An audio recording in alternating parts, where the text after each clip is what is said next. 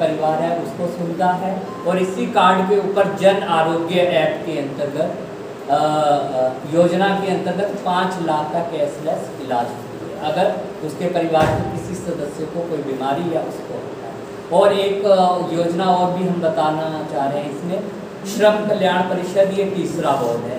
और एक बोर्ड के आप लोगों को पंपलेट दिया गया जिसमें 13 योजनाओं के वो पात्रता है। और श्रम कल्याण परिषद के अंतर्गत ऐसे परिवार, जैसे आपने देखा होगा कि कुछ लोगों के माता पिता कंपनी में काम करते हैं या राइस मिल में काम करते हैं या दुकानों पे काम करते हैं, ऐसे बच्चों के, ऐसे माता पिता के बच्चे भी कहीं ना कहीं बाल श्रम के रूप में आपको नियोजित मिलेंगे।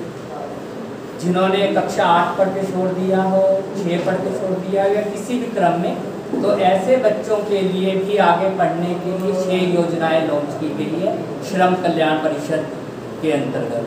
यदि उनके बच्चे खेलने और कूदने में आगे हैं और उन्होंने जिले स्तर पे, राज्य स्तर पे, राष्ट्रीय स्तर पे कुछ भी खेल कूद में प्राइज किया, तो ऐसे लोगों को 10,000 से लेकर 1 लाख तक का प्राइज घोषित हुआ है।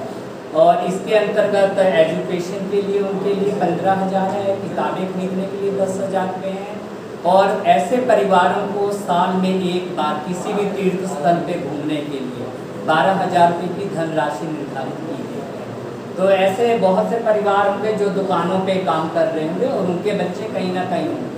तो जैसे हमारे यहाँ से ये है कि ये तीनों योजनाओं से आच्छादित कर सकते हैं।